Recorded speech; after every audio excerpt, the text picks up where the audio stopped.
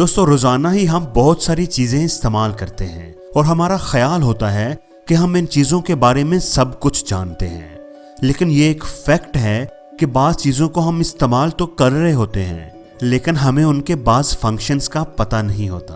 तो आज की इस वीडियो में हम आपको रोजमर्रा इस्तेमाल की चीजों के बारे में 10 ऐसे फैक्ट्स बताएंगे जो शायद आप पहले ना जानते होंगे। तो देखते रहिए फैक्ट मैनिया। दोस्तों सबसे पहला फैक्ट तो ये है कि अगर आप हमारे चैनल को सब्सक्राइब करके बेल आइकन पर क्लिक कर लें तो आपको हमारे चैनल पर अपलोड होने वाली हर नई वीडियो सबसे पहले मिल जाएगी। दोस्तों अगर आप जीन्स पहनते हैं, जरूर ही पहनते होंगे, तो आपने उनकी पॉकेट्स के अंदर ये छोटी सी पॉकेट्स जरूर देखी होंगी। क्या आपने कभी सोचा कि ये किस लिए बनाई जाती हैं, इनका क्या मकसद है? बाज़ लोग उनको कॉइन पॉकेट्स कहते हैं, आप इनमें कॉइन्स डाल सकते हैं, या बाज़ लोग इनको टिकट्स पॉकेट कहते हैं। इनके अंदर आप टिकट्स डाल सकते हैं या कोई इम्पोर्टेंट पेपर्स रख सकते हैं या ऐसी ही कोई छोटी मोटी चीज़। वैसे आप सोचते होंगे कि इनका कोई ख़ास फ़ायदा नहीं है। दोस्तों असल में ये 19th सेंचुरी में डिज़ाइन की गई थी। ये बेसिकली वॉच पॉकेट्स के तौर पर इस्तेमाल होती थी। उस वक़्त रिस्ट वॉचेस का रवाज नहीं था। इस तरह की वॉचेस इस्तेमाल की जाती थी जो इन पॉकेट्स में रखी जाती थी।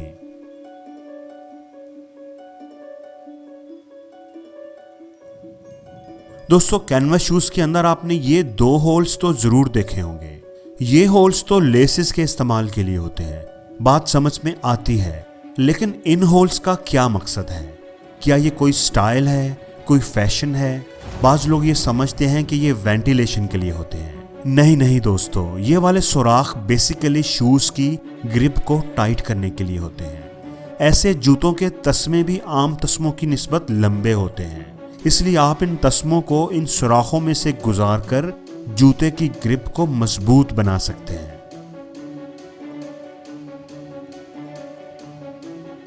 दोस्तों सींग के अंदर एक सुराख तो होता है जिसके बारे में हम सब जानते हैं कि ये किस लिए होता है।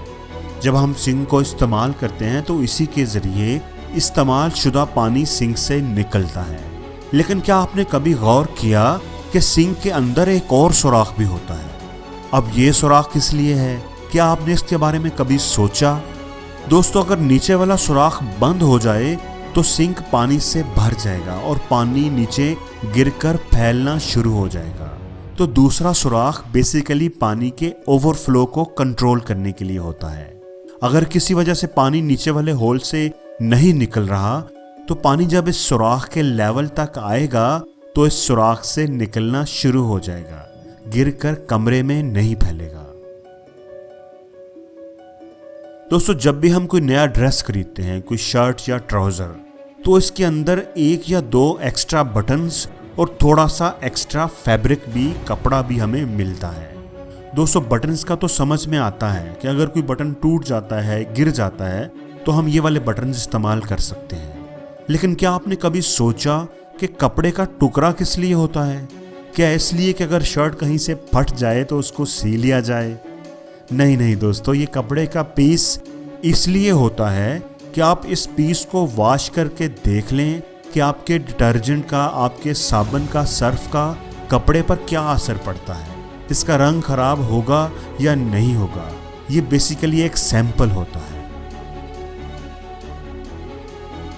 दोस्तों किसी भी लॉक को खोलते वक्त जब आप चाबी लगाते हैं तो क्या आपने कभी गौर किया कि चाबी वाली जगह के साथ एक छोटा सा सुराख और होता है? आपने कभी सोचा कि इस सुराख का क्या मकसद है? दोस्तों ये सुराख बेसिकली ताले की सेफ्टी के लिए होता है। अगर ताले के अंदर किसी वजह से पानी चला जाए तो वो पानी इस सुराख से बाहर आ जाता है और ताले को महफूज रखता है। पानी अगर अंदर ही रहेगा तो ताले को जंग आलूद कर देगा, इसके फंक्शंस को खराब कर देगा। दूसरा काम ये कि सुराख के जरिए आप ताले को लुब्रिकेट भी कर सकते हैं, उसे ऑयल वगैरह भी दे सकते हैं।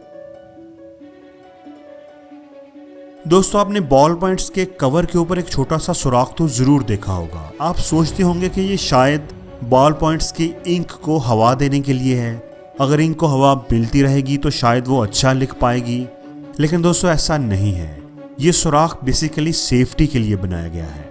बाज़ लोगों की आदत होती है कि वो होल्स को अपने दांतों से चबाते रहते हैं। इसी तरह अगर कोई बच्चा गलती से चबाते चबाते इस होल को निगल जाए तो इस सुराख के होने की वजह से बच्चे का सांस नहीं रुकेगा, इस सुराख में से हवा गुजरती रहेगी। दोस्तों, क्या आप कभी इस बात पर हैरान हुए हैं कि आपके किचनवेयर्स के हैंडल पर ये होल्स क्यों होते हैं? आपके ख्याल में ये बर्तन को लटकाने के लिए होते हैं या फिर सही तरह से पकड़ने के लिए? दोस्तों, इन होल्स का असल मकसद ये होता है कि खाना पकाने के दौरान खाना पकाने वाले चम्मच को आपने अगर कहीं रखना है तो इन होल्स की सपोर्ट के साथ आप उसे खड़ा कर सकते हैं। दोस्तों, अक्सर नोटबुक्स पर पेपर की साइड पर मार्जिन्स लगे होते हैं।